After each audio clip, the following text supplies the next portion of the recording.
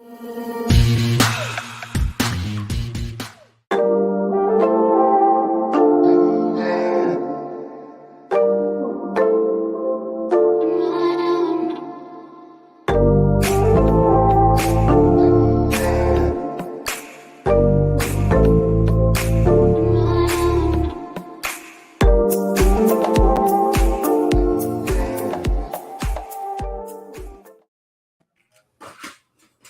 evening and welcome to Portsmouth Coffee Talks Evening Edition show. I'm Slim, and we have here a host, the Colonel, and we have a guest host. So they're starting to become quite regular. But we have Conrad and Melissa here, and Leah's going to be on. She's running a little late, and hopefully John will tune in too. But anyway, we're going to go ahead and start. And just another host talk. It's always plenty to talk about. And probably one area for us to start, because we want to talk about Project 25. It's something we kind of been discussing, but it's now, in the form, well, it has been for a while, in the form of a written plan. But we're going to start out talking about the Speaker of the House, the newly elected Speaker of the House, because I think that all ties into when we start talking about the 25 project.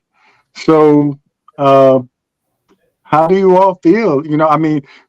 We went through all that charade, which was definitely unnecessary, a waste of time. We could have already had a speaker of some sort. But after going through all that and eliminating certain people, one guy just lasts 4 hours, they end up with this guy. Yeah. Drop off. Slim. And you would think, after going through all that, well, maybe not. I guess I don't think we had any confidence that they might make a rational decision, eventually. But after going through all that, and then they end up with someone that had just as much baggage as the ones that were, nominated before. Because he made it. Yes. But go ahead and start, Colonel. No, I got to drop off right quick. David's here. Oh, okay. All right. All right, Melissa or Conrad, you want to start off with that? Well, Mike Johnson? 2 days ago, I didn't even know he existed. And then I figured out that he did and what he did. So we could say on policy matters, he's like more the hardline conservative anyway. So because of that, we will dislike things like his stance on reproductive rights, which I believe is for a complete national ban in the sense of starting at the moment of conception, life begins for him. So that's just one thing. But what's more instrumental and probably will parlay a lot into tonight's topic, he was instrumental in organizing what became January 6th. And when pressed on that, because the Republican establishment who finally wanted to get the speaker debacle out of the way had a press conference that sort of introduced him. A presser asked him and I guess them about it, and they immediately started booing that question person down. So they're coalescing as a group. They're trying to ignore the fact that that happened. It's on us to let everyone know that he was a part of that, and essentially they are all a part of that. Well, I mean, he literally said in his speech, which, by the way, like hardline conservative is a compliment. We should just go with straight fascist, in my opinion. I mean, like he literally said that we do not live in a democracy, that we live in a biblical republic.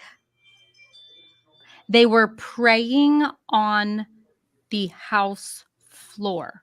Now, listen, and I'm talking bowing your head, and that's one thing, and everybody should have the right to express their religion. That's our First Amendment rights, right? I believe it's freedom from religion, if that is what you choose, right? But to be on knees, there was like 5 of them.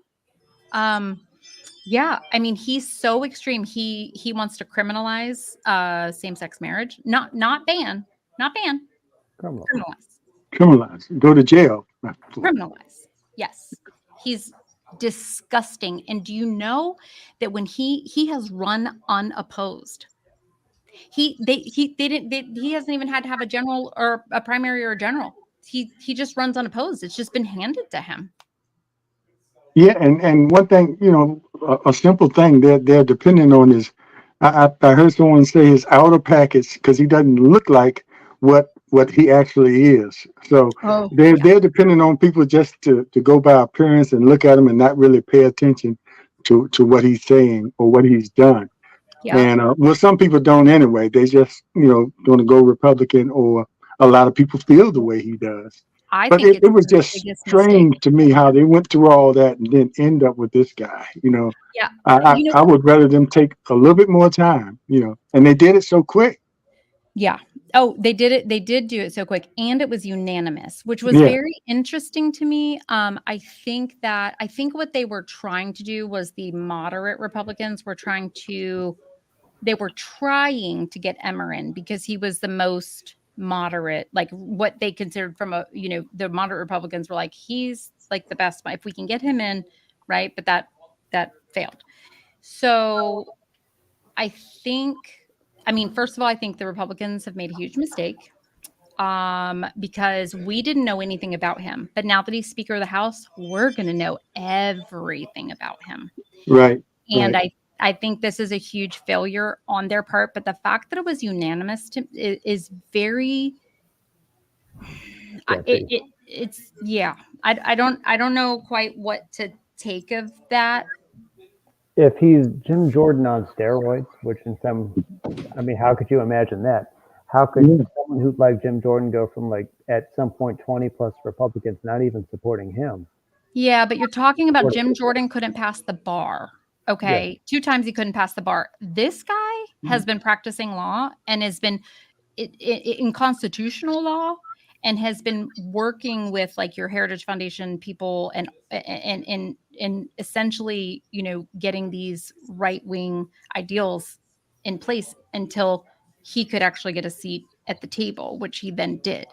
And now, he's been, pushed into the spotlight. I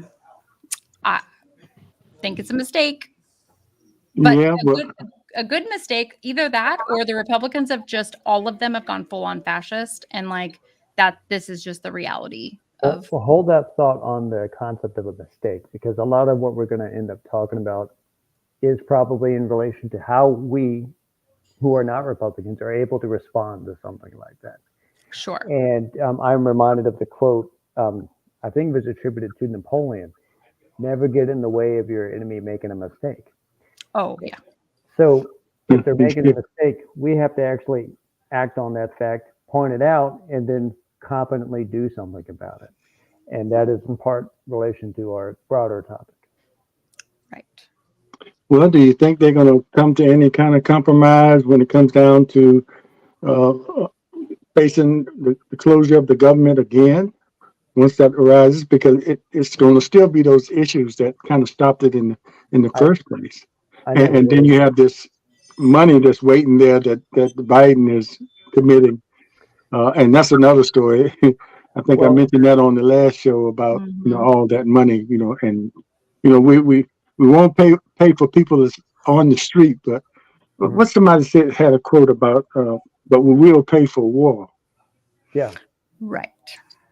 Yeah. But, but do you all think we're going to get to any kind of resolution that now that they pick someone? I mean, he's there, or before that happens, are they going to come there and take him out? Well, it's interesting. Yeah, because he's not very experienced. Yeah. And he's only been in since 2015. And what's scary is the 2013 shutdown, that cost taxpayers. It caused 850,000 federal workers to be furloughed and not paid for 16 days at that time. They got it reimbursed, obviously, but it cost the taxpayers billions of dollars, a 16-day government shutdown. Yeah. I think that this government shutdown will be way worse if it happens. And I feel like they think on that unanimous that they're going to be able to make some moves, and it's going to be a deadlock. I tend to think not as like that it's going to be that far down the line. I think that we just saw with Kevin McCarthy. Yes, we got right on that edge, but he was also the type who participated in that one back in 2013. He was one of the Republican young guns. So, in terms of his intellectual thought towards the federal budget, anyway, how would he be different than, say, the standard replacement Republican, who are kind of all like that anyway? So I don't personally know enough about this new guy to think he is any more radical than Kevin McCarthy would have been, and McCarthy didn't even go that far on it because I think they like to be seen speaking against the stuff and then end up passing it anyway. I could agree with that. Yeah, we're definitely going to find out what he's all about, and no telling what kind of deals were made in order for him to get that unanimous type vote like that. It had to be some making the sausage. some wicked things coming down the pike.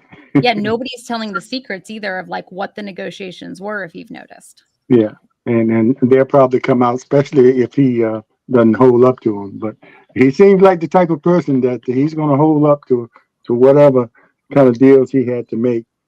Yeah, to I'm get sure in there. Matt Gaetz did the same bargain. Yeah, have you heard if he and Matt Gaetz, are they? Well, evidently, I think they are friends because he probably voted for him. But Matt Gaetz seems to be, that group of 8 seems to be against, especially moderates. But they packaged him as a moderate. And Melissa, you said he was a constitutional lawyer out there practicing.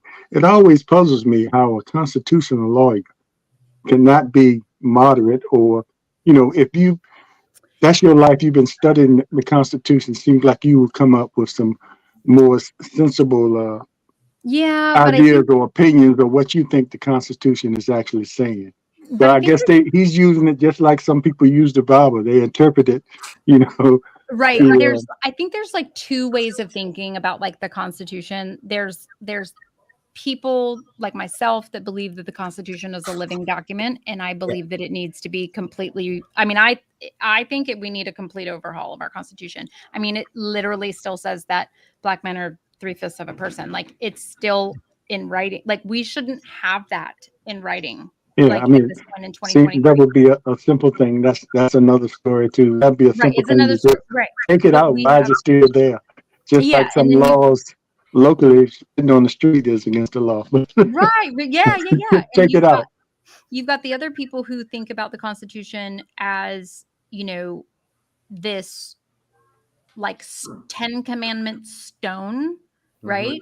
Mm-hmm. And they think that they have interpreted it exactly the way the founders meant it. And I'm like, y'all weren't even alive. This is just your opinion. Mm-hmm. And then you have not like the founders all agreed either. Yeah. Well, I think they call themselves originalists. Yes. Anthony Scalia, Uncle Tom on the Supreme Court was on there, and Amy Bird and the rest of them jokers that Trump put up there. They say they want to interpret the Constitution as how it was supposed to be written way back then, because that's how they can get away with the crap they're doing now. That's right. And take away people's freedoms. And that's the way it is. And so we live in some dangerous times for our democracy. Our democracy is teetering on probably only in 24. Whenever they announce who's won the electoral college, we'll know if we have a democracy or not. Yep, I agree. Because if Joe Biden does not win, like I said last week or Monday, we won't have this show anymore, because we won't allow, you will not be allowed to say anything against Trump and his administration, or Trump and his administration, or you're going to jail. And Colonel, that's a good segue into a discussion about the Project 25. As we talked about on the show before, as we compare what the Democrats mission messaging compared to the Republicans, and as we talk about this Project 2025. I mean, they have a detailed plan for the president for when the next presidency. And we talked about this in the past, how, he wants to be king.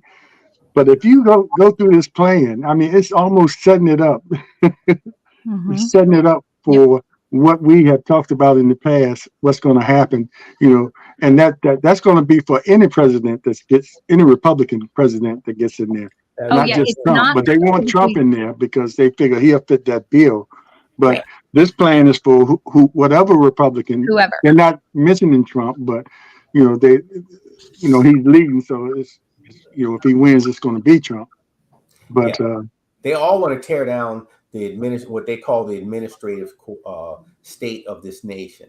So they'll have unfettered power on this country. And I'll go back to say, one, the president has the responsibility of identifying and recruiting and filling approximately 1,000 appointments that require Senate confirmation. Now, saying that, the Republicans or Confederates that are sitting in the office now, they have fought Biden forever. For each Senate confirmed person that goes through, especially the judicial ones, they're only getting confirmed by 1 or 2 votes or 3 votes. They have said no to all the qualified folks that came through. Now, that is a problem. We know that, but that is a fault of the Democrats also, because they play fair and they actually voted for what they call almost qualified folks out there. And they say, well, the president wants such and such, he has a right to have his judges or whatever. No. You saw what they did to President Obama. They fought him all the way.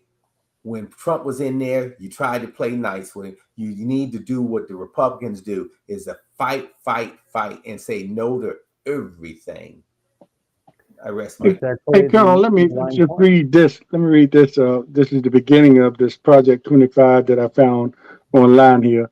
And it says, building now, and they got now underlined in red, for a conservative victory through policy, personnel, and training. So they're trying to cover all the bases. They're going to make sure they put policies out there and have the personnel and make sure the people are trained to carry out that doctrine or the plan that they have in place.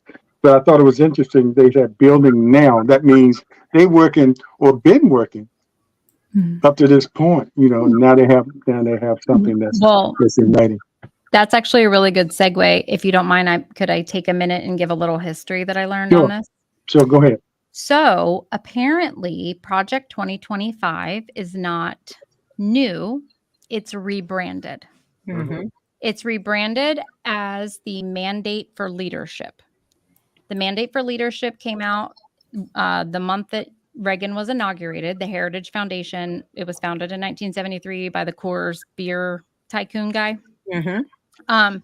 And that the platform was like cutting food stamps, abolishing Department of Energy, you could just recycle this, right? And that they issue a new edition of this Mandate for Leadership, and they added a lot more players every presidential year. Mm-hmm. So what they ended up doing was they ended up just rebranding the Mandate for Leadership, and they're calling it Project 2025. And it's even more authoritarian.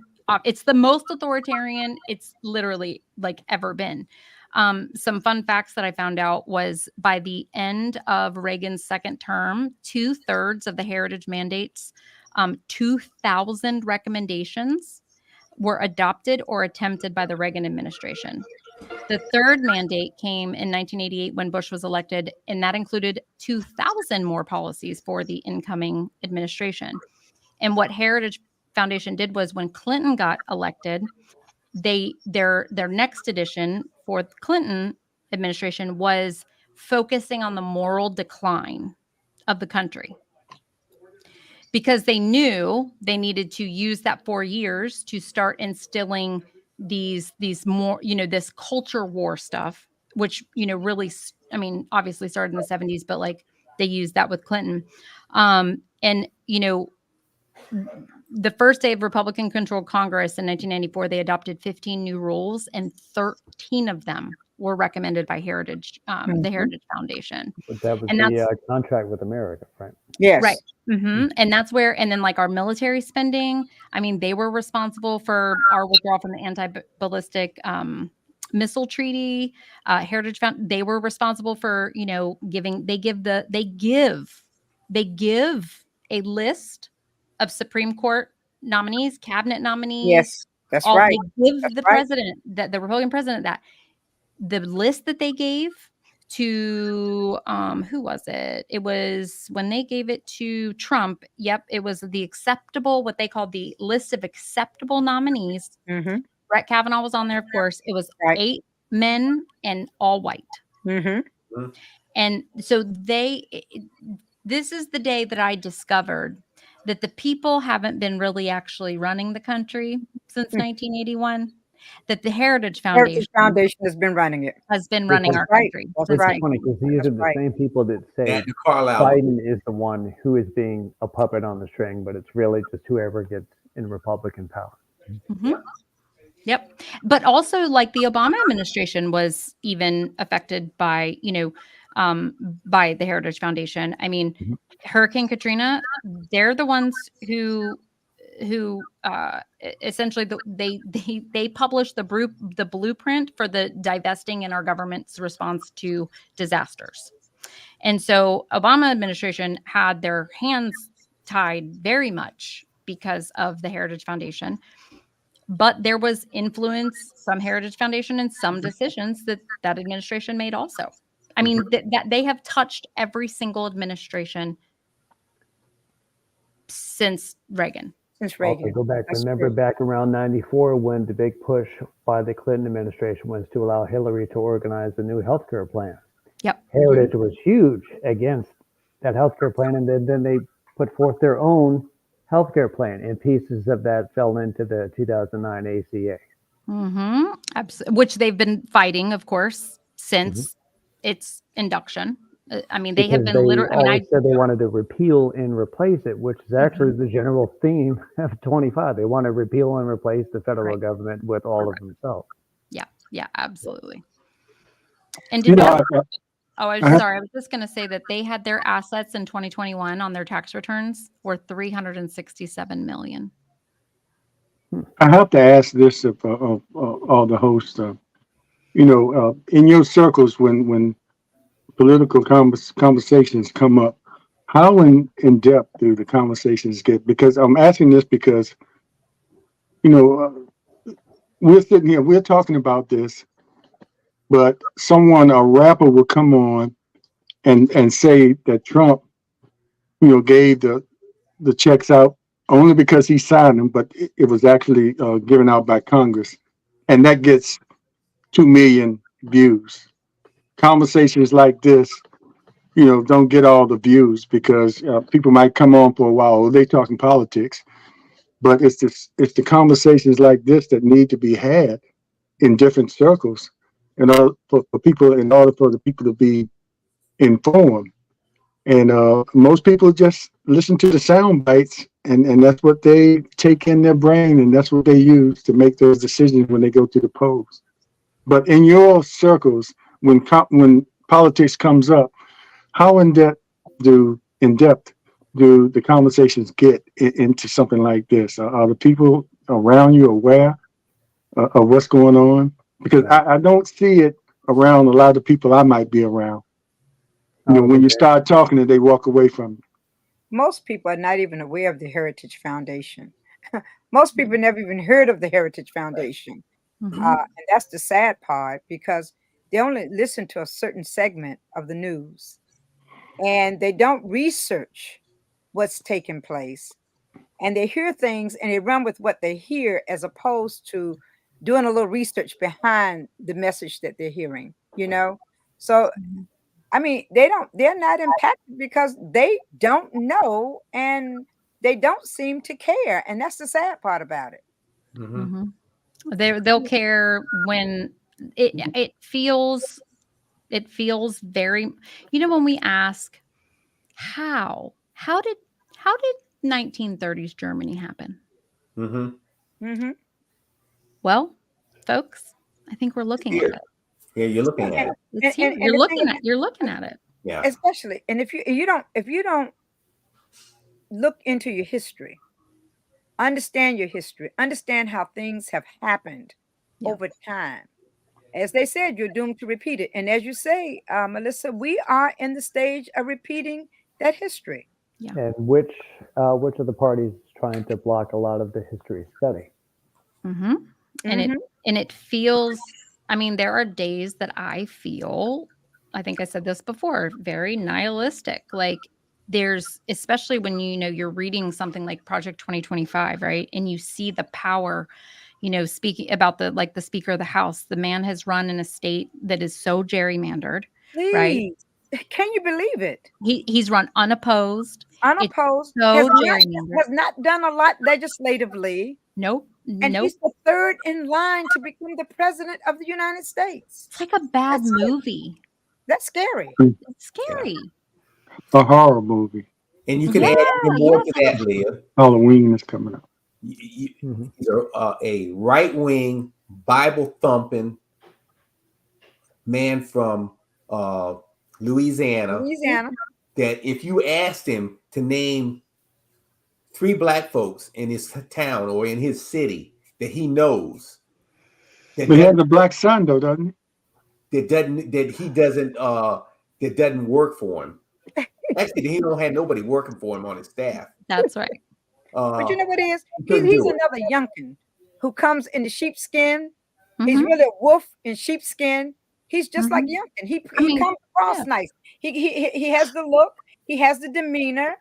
But when you look at how he has voted and the things that he supported, he's another Glenn Youngkin. That's all he Yeah. is. He actually is a threat to democracy because He he really tried to is. overturn the 2020 election, and he'll try to turn over the 2024 election. Mhm. But that's why Trump wanted him there. That's why Trump backed him. Yeah, Mhm. exactly. Oh, they want a pawn, and he's very. It reminds me. There's a podcast called Kremlin Files, and strongly encourage anybody if you're interested in learning a little bit about the history of Russia, and Putin specifically. And so it's really good. But one of the things about Boris Yeltsin said that they picked Putin to be Yeltsin's successor because he was unremarkable. Exactly. And what did that man do? 3 days into becoming the president of Russia, right? He made everything state media. I mean, like he's scary because he is unremarkable. Mhm. He looks a little impish. He's just got this like weird little smirk on his face every picture. He looks very impish. But he's very scary, and he's the kind of person that these MAGA extremists want to lead the charge. These Christian nationalists. Did you see all those white people that were surrounding him when he got it was just a sea of like white people, and You could have passed out white hats, and it would have been a Klan meeting. it literally, yes, literally, and so the Christian nationalist, these evangelicals, he's exactly who they want. That's right. The Klan is taking over Congress. So all that craziness before was theater, because they wanted somebody like him or wanted him all along. So they probably played it off to make it look like they were going through different people trying to get the right person. And then because after all that, like we talked earlier before everybody got on, after all that they went through, they end up getting this guy and they just quickly put him in there. After going through all those different votes and people dropping out, I just saw it. I don't know. I think you give them too much credit. I think they're a mess. Like, I think as a party, they're a mess, but their number one rule is to fall in line. Yeah. And when it comes down to it, lockstep. When it comes down to it, lockstep. And maybe they chose him because they they think that because of his inexperience, they'll be able to like boss him around and stuff. And he doesn't have as much baggage with him, so they think that they can sell him easier Right. No, than the Jim And he- Jordans of the world. Even Yeah. though he Well, has you the think it's who baggage, the boss no one is, knows it would about the be baggage. like the Heritage Foundation. Yeah, he has more baggage than some of the other ones. He does, but they don't know about it. But he's easier to But- sell than in your face Jim Jordan, you know? That's right. Yeah. Oh yeah. And Jim Jordan's a knucklehead. Like he's not even that intelligent. And Yeah. so that's what makes Johnson scary because like I said, you know, Jordan didn't pass the bar twice. This guy's been operating as a lawyer and a constitutional lawyer. So Yes. he's pretty scary. Mm-hmm. Mm-hmm. You're correct. That's why these are some dangerous times. Yeah. Very dangerous times. And people don't realize what is going on. And I don't know. I'm like, is there a way to make politics cool, fun? I mean, you know, people, I do because I look the way I look. I do get people to engage a little bit more in politics because I think people are like, they don't expect me to be interested in politics. So then they're like, why are you interested in politics? What's going on? Right.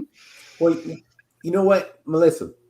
One of the problems started back with with George Bush, the second Bush, is leave all the children left behind act. And when we started teaching for a test, so we took out social studies and we took out all the classes that talk about civics and all that. We dumbed down America, setting up for what we have now. So these kids now that are now adults now don't understand the Constitution, don't understand what it took to get us here. Yeah. At this time, they don't understand the sacrifices that others, not them, that others have made so that they can do this crap what they're doing now. And so this is a long, long project to seize power, and it's coming to a head now. This Well, started point in the is 70s. the long project. It is. Yeah. They have like a 50-year playbook. Yeah. I mean, you know, they're writing 1,000-page plans every 4 years. Mhm. Do you know the coordination it takes to get I think it's like 50 organizations and 350 people to contribute to a project like this? And they do this every 4 years. Mhm. I mean, what do we expect? Yeah. They I mean, are working. They never lose sight of the ball. They know, They and they're have been just working working. nonstop. They've been working constantly. They Yeah. never stopped They working. never stop They working. continued to work. Yep. And it's been since the Civil Rights Act. I mean, let me tell you, like that was that right there has been the trigger for it all. Yes. The Civil Rights Act. Can you imagine that you spend 44, 45, 50 years because Black people got the right to vote and operate in the world where you could not abuse them anymore? And so, and you see it the way they dehumanize right now, the target is transgender people. I mean, they open it up. Like if you guys got into the very first chapter, Yes. right, of Project 2025. 900 pages though, Melissa. 900 They want pages. to 900 criminalize them. pages. But they start with they want to arrest transgender people. If you are someone who supports transgender people, they're calling it pornography. They're changing language the way they Yes, wrote they it. are. They're changing language to try to make things something that they're not. They're literally labeling transgenderism, which by the way is not a word. Isms are systems. But anyways, they're trying to take that word and they're saying that it's pornographic and all pornography has to be eliminated, and they're trying to criminalize. They said they want to educators and librarians put them as registered sex offenders. Exactly. Yeah. I mean, and this is in writing and they're proud of it. Yes. That goes to show you their mentality reaches all the way down to the local level. Mhm. With their aggressiveness from a Heritage Foundation wanted to spend years Yeah. trying to create this manifesto that they're going to hand out to a president and expect them to follow is the same type of thing that you will see when someone goes up to the lectern at a school board meeting and lambasts them, and then they will run their own candidates and get on top of that. This is Mhm. it's more than just the executive branch, even though this is more executive branch replacing, but they will go to the legislature, they'll go to the Supreme Court, they'll go to state governments, they'll go to local governments. Mhm. Mhm. Mhm. Yeah. Poison the whole system. Bottom They've line, done. Yeah. they've done it. Yes, and it's a shame. And and the scary part is people listen to commercials. People don't do research. I'm thinking about local ads. Yes. I hear some people spouting some things from these local commercials that these politicians are putting on. And Mm-hmm. ask them, well, what have you done to research whether this is true or not? Right. You know? And I tell you what, I'm tired of the angry black man. I'm sorry. I'm tired of that piece that George Bush pulled out of the out of nowhere and used, and they're using it again. They constantly use it. I'm tired of that. I'm tired of the angry black man. But With, it the works. Billy Horton. They pull it out all the time. You can see it in our the elections that are here in our area That's now. what I'm talking about. I'm talking about know, our elections. Yeah. What's say? Was it Clinton Jenkins? Who was the one that Clinton said Jenkins and Clinton Emily Jenkins. Brewer. Yeah. they even got a picture up there that's not even him? Not Oh, even yeah. him. Oh yeah, they're on a full-on assault of our black candidates. Yes. They tried to do this with Aaron Rouse in January during the special election. They pulled up his traffic violations, which by the way is basically driving while being a black man. Thank you. Because Amen. it was Amen. like, it was tint, it was bull blank, like literally he's been guilty of driving. I think he had one speeding ticket, but it's driving as a black man. And This is so also they're happening with the Darius Clark. weaponizing that. And the same thing they're doing with the Darius Clark. You Mhm. know, Clark. They're But trying you to know, say Melissa, that why they got don't lots of guns. like Clark or Rouse, why don't they just call when you say this, when you get on TV, make your commercial? I saw and say, hey, this is a racial, it's not a trope, it's an outright racial attack on me. Mhm. You Call it know, like it is. well, so Aaron, for example, like Aaron will say that if he's if he's in a room or something, like Aaron will say that, right? Right. But the problem is establishment politics Mm-hmm. requires this This demeanor. decorum. This demeanor. Which is why I am not popular in the Democratic Party. Well, you gotta have a spokesman to do it. Right. And so they don't like me Spokesperson does because it. I don't have decorum, because I don't think we should have decorum anymore, because we have things like Project 2025. Mhm. And so when you're not hitting it in the face, when you're not, when you're saying don't give it oxygen, because that's what Democratic establishment, that's how they want to deal with that kind of stuff. No, he needs to come out and Yeah. make an ad and say, this is the only thing I'm guilty of is driving as a black man. Just say Mhm. it. That's it. Mhm. That's Yeah. it. Yeah. But And the people that made this, who sponsored this, are racist. yeah. Mhm. And you know what's scary is that Go young ahead, call them people, out. The people who made it, who yes, sponsored it, are racist. they are racist. And They then you are show a racist. picture of the Klan walking across. 100%. But And you know that just that's the best commercial I can ever make. They're lucky I'm not in politics. but those establishment Democrats, they will not, they're like, oh no, we can't. We just need to make our ads about our platforms. It's not their Nobody money. cares. And listen, y'all want to get people's attention? Let's Yeah. throw some mud. People love some entertainment. Yeah. But what's scary is that Youngkin put out an ad. Yes. I don't know if y'all have seen that, about reproductive rights. Yes. And it's scary because he's playing to those moderates. He's playing to them and you can hear it.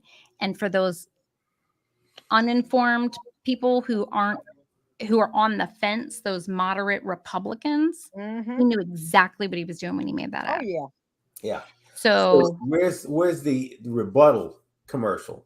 right. It needs to be run right after they do this, and you pay for the same thing. The minute they have his crap put up there, I have my own commercial down there saying the commercial that you just saw was a bold-faced lie, and here's what they're trying to do to you. They calling you weak-minded. Now, I do want to say, all birth Glenn control. Jenkins has had a response commercial specifically to his. That Yeah, his is and I pretty impactful. pay for it and run it right behind that, and you Well, call it out. yeah, I mean, yeah, I know. I heard about Clint's response. It was like with his wife and child. I will say with women voters, um, it may have been I don't know. I just believe like you can deny all the things, right? It happened 26 years ago. We don't know what happened, but I think there's a way to approach because, women, again, 98% of violence against women is perpetrated by men. And I think there are voters that are sensitive to that and are also sensitive to men saying that it didn't happen. And so I do want people to be honest about, you know what I mean? Like if it didn't happen, great. Just explain it. Say why. Yeah. Just don't prop up your wife and your child and say it's not true, or say it's not true and give the, you know what I mean? I think people are wanting honesty, y'all. Like people want, do you do drugs? I want to know if you do drugs. I want you to be honest with me. If you smoke marijuana, do you know what I mean? Like But I if want they- to know that. If they lie against me, I'm coming back with I'm going nuclear on them. Yes, I will make another commercial and call out something. I don't care if it's right, so they can debate it. You got charged. Youngkin, you got charged when you were a teenager, raping this young girl, but your daddy got you off. right. Let them debate it. Well, you got to be careful. You can get into defamation. No, but you know what I Yeah, mean. but yeah, I'd come out. Allegedly. allegedly. That's right. And I would go nuclear on them. That's what they do. Even though civil court's found him liable, though. I think sometimes too you have to come out. You remember when Don Scott was first running, and it came out that he had been in prison and things like that. So once it came out, he used that as his in everything he talked about, and explained how it happened. He gave, just like Melissa, you said, explain what happened. He gave details what happened. He made a mistake. He was with some people and got caught up in something, and it was a mistake or something foolish he did. Mm-hmm. So you come out better explaining that first, and then you can have those rebuttal commercials too. But people want to know, just like the Melissa, you said the commercial that Clinton Jenkins did, that still might not have hit some women the way it should, because then you got the two women, and some women that's been through that, like you said, they're sitting there knowing. You know how often women will not say, or they will protect and say it didn't happen. So that's the first thing that hit some of the women's mind. So I think it would have been more effective if just come out and explain, and him saying it. It was 25 years ago, and we had some issues. I was young and things like that. Yeah, I would much rather. Sometimes it works. That's right. I would much rather hear him say, "Listen, I was 22. This is what happened, and I have learned that is not the way to communicate." Or, you know what I mean? Like, people want that humanity. Yeah. Like, Exactly. I'm not. If a politician went to prison, and you stand 10 toes down and chest out in your positions on the changes you want to make based on the life experiences you've had, that's the politician I want. Yeah. And if you ever work polls, and a lot of times I've done that, and people will come there and tell you, when you get these rebuttal and attack going back and forth kind of campaign commercials, people will tell you when they go, I'm sick of that. I'm tired of that. I just want to know the truth. I just want to know what you're going to do. And then it turns into where one person says one thing, another person says another thing. Okay. And then we miss out on what kind of policies they are pushing. Yeah. And I understand the need to fight back on those, but sometimes your own people will turn against you because they get sick of the back and forth, and they don't get enough substance about what are you going to do about certain issues that's important to them. And then you turn into this back and forth, and you miss out on a lot of things that I think the public needs, in my opinion. Slim, Tell me what policies have you heard from these Republicans out here, other than generalities? I support the blue, and Well, I'm not. Reproductive Just issues. tell me They've been pretty that. vocal on that. I don't. I'm not concerned too much about the policies of the Republicans. I'm concerned about what the Democrats say and what they're going to do. There You you know, go. I know what the Republicans are. I'm not voting for them, but if I'm a Democrat, I want to hear what you're going to do. Mhm. And, and what have you done? Especially if you're an incumbent. I don't want to hear the back and forth, and I think it's unfortunate that it gets to that, the negative. If it's working nationally, of course, the local people are going to use it because they don't have anything else to say. And you're right, Colonel, they don't have anything else to say but to attack. But, while they're attacking, you want, and that's why people end up, and Benet heard them say now, they're not going to vote at all. They're not going to vote Republican, but they haven't seen anything from the Democrats, so they're not going to vote at all. So we're missing out completely on them. So that that same person that did not vote, then they actually voted. They took away a Democratic vote, and so that means that's one less. That means they voted for a Republican. Yeah, they actually, it hurts that Democrat. Then that's unfortunate too. But some of them, that's what they say. The reason they're not voting because they hadn't heard anything, and regardless of what the Republicans say about policy, they're not going to vote that way anyway, so they don't vote at all. And it's kind of discouraging to hurt people. And there's so many people. If you be out there in the polls, and my wife is out there at early voting now, some of the things that people say, how misinformed they are, it really hurts your heart because, you try to keep up and you out there trying to give them information. And all they're saying was, he ain't never done anything for me. Listen, have you checked their record? Yesterday, I had a guy that was like, I mean, which I am very skilled at just working the polls, keeping calm. Usually I use sarcasm and I shut them down very quickly and I just, kind of play along or whatever. And I mean, at one point yesterday, I was like, you are not equipped to have this conversation with me, sir. Yeah. Based on your responses to me right now, saying that Joe Biden, you don't even trust him driving a car. You are not intellectually equipped to actually have a political conversation with me. Yeah. And I have no problem telling people at the polls that move along, go inside and vote, go to your car. Yeah. Some of those people you can't help anyway. So it's just frustrating to hear them talk like that. I really voted the other day. And the same poll workers know me because I come there all the time. Right. And I says, when they said, "Hey, Mr. Chapman, how you doing?" I said, I'm disappointed because there was nobody out there that wanted to challenge my my vote or my ballot this week because I came prepared. Because that was the last person that they will ever challenge again. Yeah. And the guy, they had a Republican over there sitting in the corner. And I saw him at the corner of my eye. When I said that, and I said it nice and loud. It says, "You don't mess with me."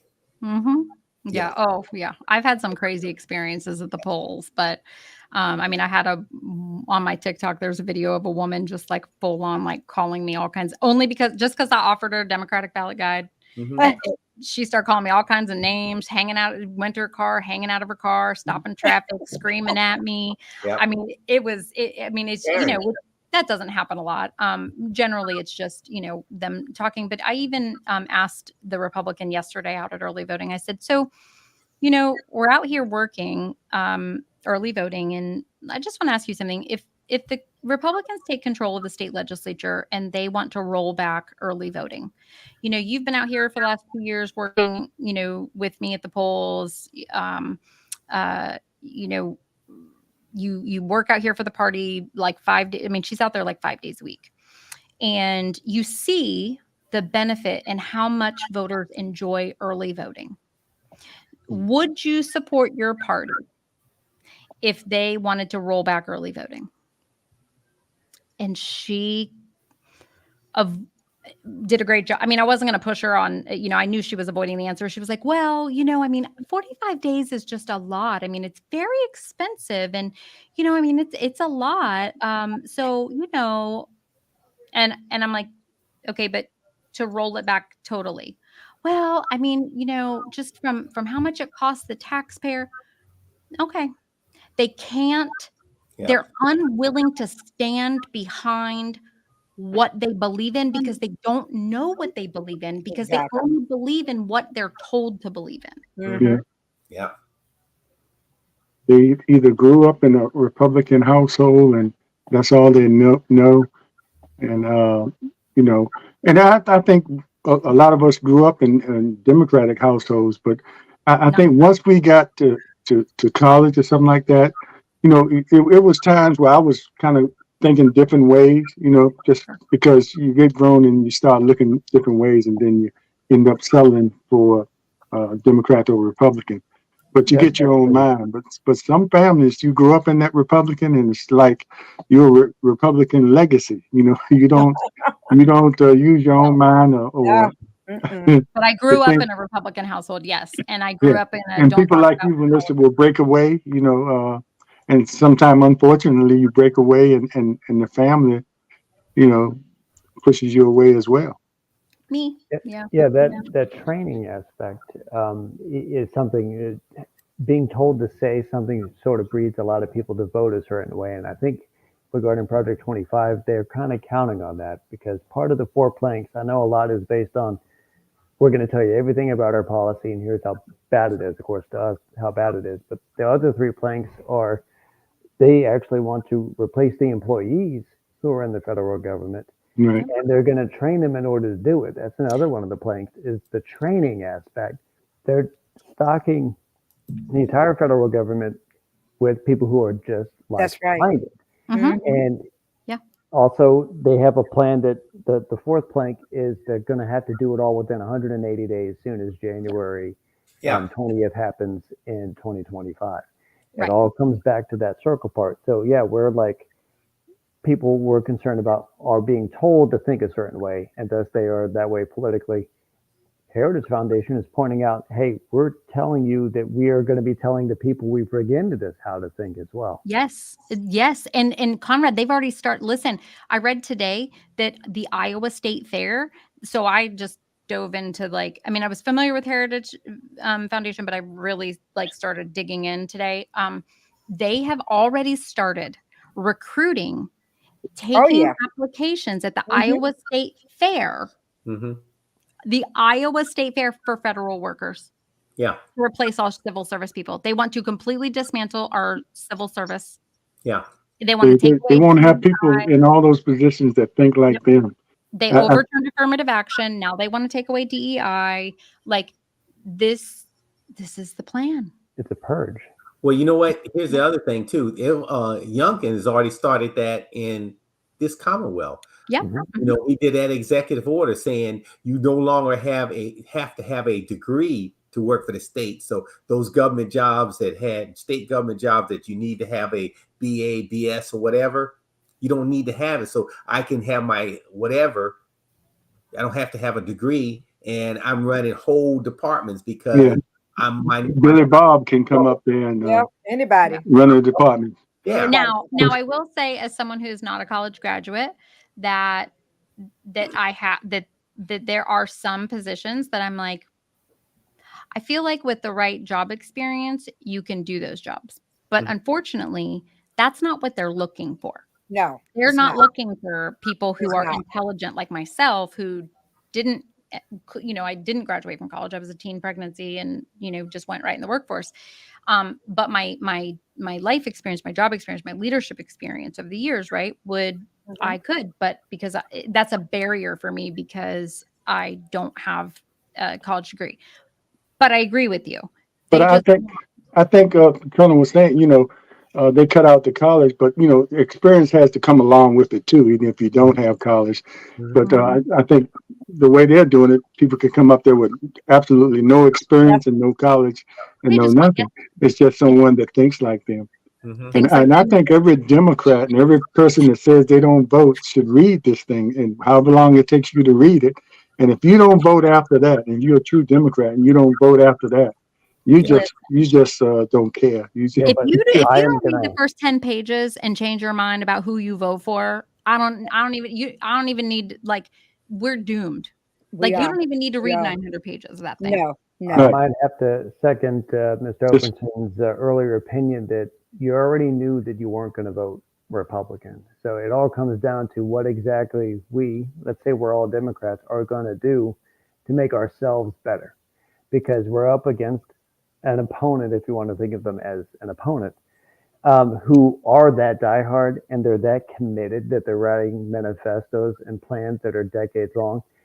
That's the type of thing that we should be doing. If we have more people, we have more money going into Democrats versus Republicans. We need solid messaging beyond just the idea of, okay, the Republicans are that bad. We also need to be that good. Yeah, but they've set and up let me finance say politics. this. I said I already know I'm not going to vote Republican because of what I've seen of them in the latest years. You know, at one time, you know, a lot of black people were Republicans, and not the kind of Republicans that you see now, but they were Republicans because it was kind of a Yeah. leftover from when most people were Republicans before the Right. Democrats came out, The early and 1900s. it made that little switch. The Republicans were really serving the needs of many people and black people. So that was a whole different kind of, you know, where people can decide, I'm gonna go to Republican. It wasn't, as bad as it is now. If you're going that way, you go Republican and they directly, you know, working against you and your interests, and Well, you still a Republican. So that's You why know, I said, you know, you, made you, up my you know, mind. it's Oh, interesting when you see someone in the LBGQT community working for the Republican Party. That just amazed me. It just amazed me, you know. Lawful one. yeah. How do you do it? How do you do it? Yeah. I mean, and I think, like, just touching back, Slim, on what you were saying, the way I have looked at, you know, people try to really, like, overcomplicate the party switch and all this stuff. And the way I have tried to, I always try to take concepts and go, like, talk to me like I'm a 5-year-old, right? Because that's tell me like I'm a 5-year-old. And I, when I really looked at it, I'm like, well, so Black Republicans at that time, Yeah. right? Because, so if you look at it, like, all white people were racist. Okay. Just at that time, all white people were racist. They were the ones who have the control. Black people at that time, the people that were fighting for, they were the abolitionists for slavery, were Republicans. That's right. Okay. So then, but remember, white people in the Republican Party and white people in the Democratic Party were still racist. That's right. Okay. So then you have the Dixiecrats that came along, who were the most racist of them, right? And they were in the South. And essentially, when people say, well, the party switch, well, really what it was the Dixiecrats were too racist for those Democrats in the South. And so the Republican Party welcomed them with open arms. So when you look at it from like that, for me, it makes it much easier to understand when people are talking about the Republican Party and what it was before, you know what I mean? We're talking about the abolitionist movement of the Republican Party and what happened there. I just don't understand Black Republicans right now. I'm just going to be honest. I just, Bill DeSteff had a huge fundraiser apparently last night at Froggy's on Shore Drive, and my girlfriend was there because her husband was the band that was playing at that establishment, and she said, Melissa, I just don't understand, and I am so bothered by the amount of Black men wearing MAGA hats at this event. I don't even know what to do about it. You know, if I was not on the air, and I can tell you in private, when George Bush was running for office, and the company I was working for sent me to his fundraiser, and I was being recruited by Republicans to join the Republican Party. Of course. And they gave me what they thought about true Black Republicans. They told me the Black Republicans, they told me what they thought about them. So I'm saying to myself, now, why would I join you when you're telling me that this is what you think about them? When I become a part of you, then you'll think the same thing about me. And What they makes already think that about you. Yeah, but then they said, well, it's because you're not a black Republican and you can help us to gain more blacks within Republican Party. No, no, it doesn't work that way. I think some blacks go to the Republican Party, especially on the national level, because they can gain more attention there. You know, anywhere else they might just be in a sea of everybody else. But Exactly. you go to on the national level and say you're a black Republican, the focus is going to be on you. And it's a lot of them in there for the money, like Candace Owens. You On know, you for a short period of time until they can find somebody else to replace you. yeah. And you sold your soul. You're only good Yeah. enough as long as they need you. When they don't need you anymore, they Yep. move on to the next one. That's what I'm trying to say to people. I'm like, Mhm. if y'all do not realize that the whole thing behind this abortion debate is about keeping up our labor force. This Because white ladies are not having babies anymore. That's right, and they're terrified They're of what's about to terrified. happen. They're They're terrified. terrified of what's about to happen in 2035.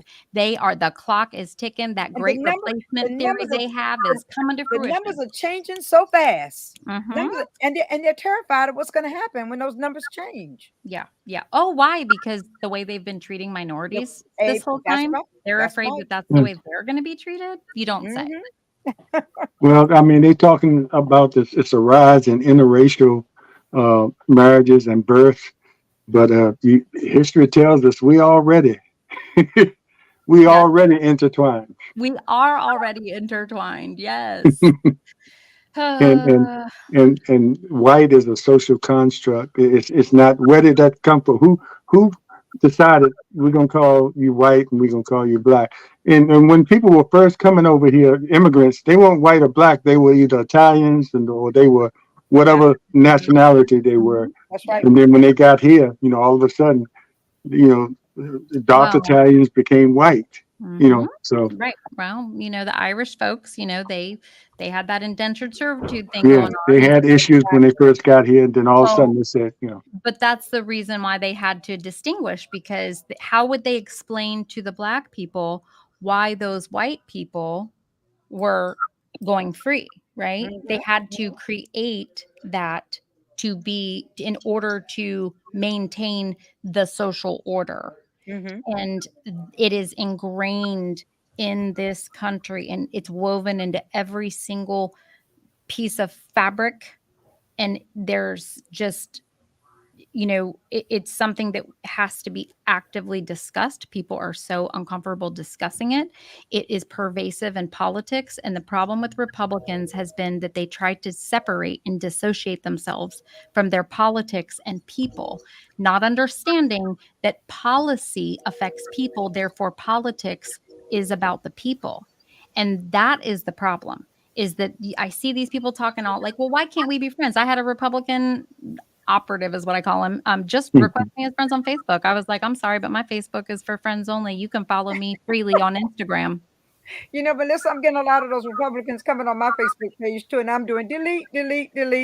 Oh, Why I do you messaged come them. on my page? I messaged them to let them know that I saw their friend request and that I am declining. I go and look at their profile, and when I look at their profile, I know they're not a person I want as a friend on my page. That's right.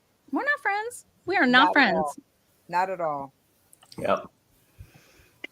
well, the time is ours has come, and another great conversation with the host. We want to thank you all for coming on.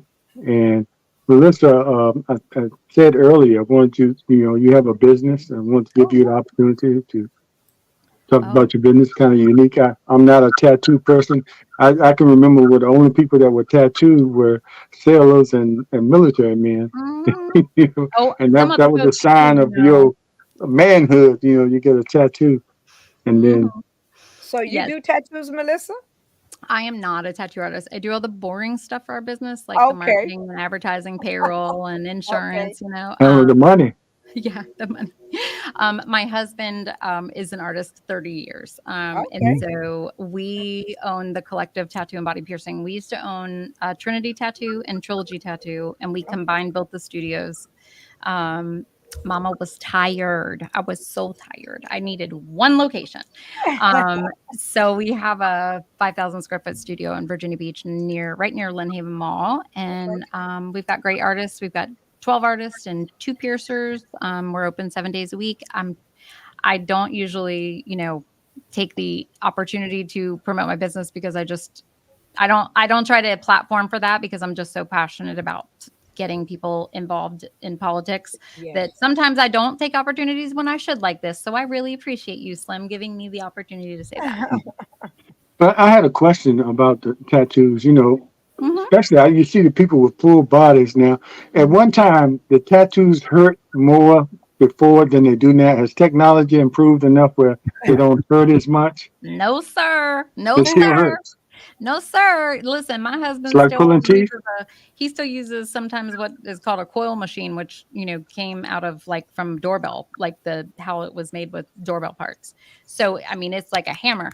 But yeah, there's more comfort because now there are products that you can use to kind of give a little bit of a topical numb, make it a little bit numb or just take the edge off. But the purpose of that is usually to get tattooed longer. So like if I'm going to get tattooed for 4 or 5 hours, I want to have Bactine or something that's got a little bit of lidocaine in it just to kind of keep me in the chair. Yeah, how about some PCP? Well, you can whatever you like, but as long as Some- you stay under some control cannabis. in the chair. We need to we do tell people, we're like, it's much better to not be under the influence of anything. You want to enjoy the experience. There's a little bit of pleasure in the pain, right? Pain, pretty is pain. I never adopted that. You never adopted that, yeah. No. Listen, the Any older I last get, minute- the more they hurt. I'm like, I don't want to get tattooed anymore. Any last minute comments? Comrade, you have a podcast. Yeah, Shez Who. Let me stop my cam so you guys can see. Shez Who right there. Every time I can bring on some great entertainment, political driven, I will do that. Also, if I could, I would like to shout out the Community Action Team, which has representation in Portsmouth and Virginia Beach and other cities. Watch out for our report cards coming out soon. And also co-founder of the Virginia Beach Progressive Caucus. So I'd like to hype out that. I also would like to remember the fact that when studying for this topic, I thought of an idea that I want to write down a couple notes. If you don't mind me reading sort of a statement here, I got that regarding Project 25, and that is beware the March Madness effect. The March Madness effect shorthands that a competent, underfunded, cohesive small group can defeat an ineffective, big budget, loose, large group, i.e. Norfolk State's 15th seed beating the number 2 Missouri. In this instance of March Madness effect, Democrats as a national populace are bigger. There's more money going into them, and seemingly with a porous confidence seen against this are the Republicans, who are smaller, but they have an automatic electoral college advantage, stubbornly pursuing policy victory, i.e. Mitch McConnell's flip-flop on Supreme Court vacancies in election years, and so cohesive that even a candidate with 91 criminal and civil charges won't blunt their enthusiasm. So they are in a permanent just win baby mode, and they'll work for decades to do this. The famous Southern Strategy, Heritage Foundation has done this before, as I mentioned with the healthcare policy, how it was in 1994, they were fighting against that, and they worked it in even as far back as 2009. And it reminds me of the great fumbles of the football that even the Obama administration infamously backed off pursuing national legislation on a women's right to choose when they had both the House and the Senate. While Republicans are persistent on the SCOTUS, they prevented Obama from nominating Merrick Garland, allowing Neil Gorsuch to come on, and RBG's untimely death allowed a prompt Amy Coney Barrett replacement. So that was a 2-justice flip, and it's capable with a determined core group set against a varyingly indifferent group. So I would just call on us to be just as strident as they are. Yes. Okay, thank you. Colonel, anything? No, you've summed it all, and I think I've talked enough about this. And I know we went 11 minutes over, so I'm gonna have to go ahead and let everybody else talk. Well, okay.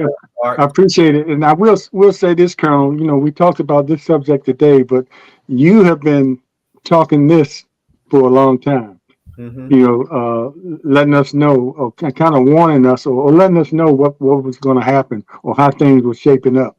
Yeah. And, we've been on 3 years and you've been talking about this very subject for almost about 3 years. So thank you for your awareness and giving us your insights about what's happening, and I hope people are paying attention. Yeah, thanks. I love listening to the Colonel. He don't pull no punches. I love that. Yeah, punching right in the eye. That's it. Liz, you still doing Sankofa? No, I got to start back up again. I've just been too overwhelmed, With everything else. Everything else, but we will start back up again. Okay, let us know when that starts back. It's a very important program for our youth. Okay, thanks everybody. We appreciate you, and we'll see you again Monday morning, early Monday morning. But for those who wake up that early. I was being honest. I'm like, like a 9:30 coffee talk would be great. Yeah, that's an early thing. We're gonna have to look at that because we were on that early for a reason, and we might be able to do something about that. Maybe we may be able to do a switcheroo, huh? Yeah, we might be able to, work something out. However it works out with everybody's schedule. Push it back a little bit, so we have to be getting up. I early. I could get up earlier than 9:30. But like 6:30 is really. It's a bewitching hour. 6:30 is a bewitching hour. Listen. My kids. I'm an empty nester. I haven't quite gotten to that point in my life where I'm starting to rise earlier. But sometimes that early, we catch that before they go to work crowd. I know. And I'm a late nighter, so just by nature, like I'm up really late, and so that's me too, Melissa. Me too. I go to sleep very early. All right, everybody. Be aware, be informed, and most of all, be involved. Get out there and vote. Take care, everybody. We'll see you next time. Okay.